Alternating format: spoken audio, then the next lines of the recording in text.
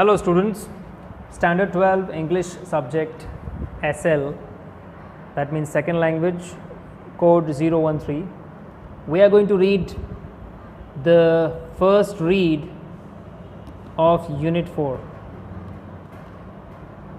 First read का जो title है that is The Adjustment, which is written by Gulzar. आपने नाम सुना ही होगा गुलजार का. गुलजार is famous for his lyrics and stories. And he has also got Oscar award for his song जय हो. तो ये स्टोरी बहुत पुरानी स्टोरी है. ये उनकी कोई कलेक्शन थी स्टोरीज़ की, उसमें से ये एक स्टोरी ली गई है. It is about two people, nana and nani. They are aged and they have been living together for more than 50 years.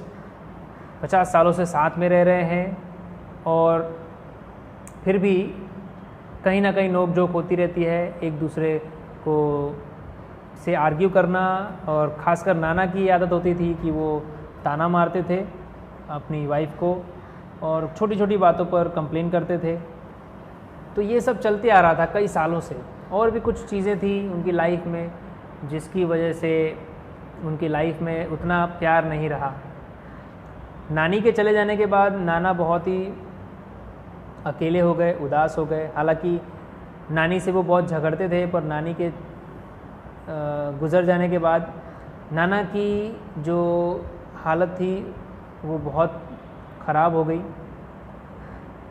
शायद नाना मन ही मन अपने आप को कोसने लगे और वो यकीन करने के इसके लिए तैयार नहीं थे. उनको यकीन नहीं हो रहा था कि नानी हैज़ रियली गॉन, मीन्स नानी इज़ डेड. उनको यकीन ही नहीं हो रहा था. और शायद इसी बात की वजह से उनके अंदर एक डिसोसिएटिव पर्सनालिटी डिसऑर्डर हो गया था. मतलब उनके मन में एक बीमारी सी हो गई थी. वो नानी की लाइफ भी जीने लगे थे. नानी की लाइफ भी जीने लगे थे. यानी एक ही इंसान दो लाइफ जीने लगा था. दो लाइफ जीने का मतलब होता है कि नाना जो थे नानी की तरह बात करते थे, कभी कभी नानी की तरह ही सोचते थे. नानी का जीवन भी जीने लगे थे नाना. क्योंकि किसी से इतना अटैचमेंट अगर हो जाता है और अगर आप भूल नहीं पाते हैं तो ऐसा हो सकता है कि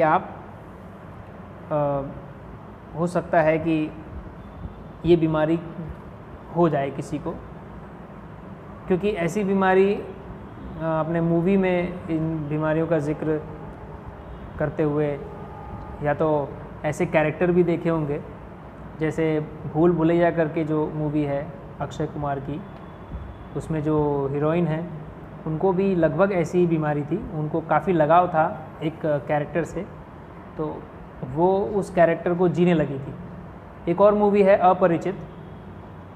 अपरिचित में वो व्यक्ति 3 लाइफ जीता है, ठीक है. तो उसको भी लगभग ऐसी ही बीमारी थी. अब नाना का बाद में क्या होता है ये तो इस स्टोरी में नहीं बताया, पर किस तरह से नाना और नानी के झगड़े हुए या झगड़े हुआ करते थे वो सब बातें बताई हैं. और बाद में देखते हैं क्या होता है.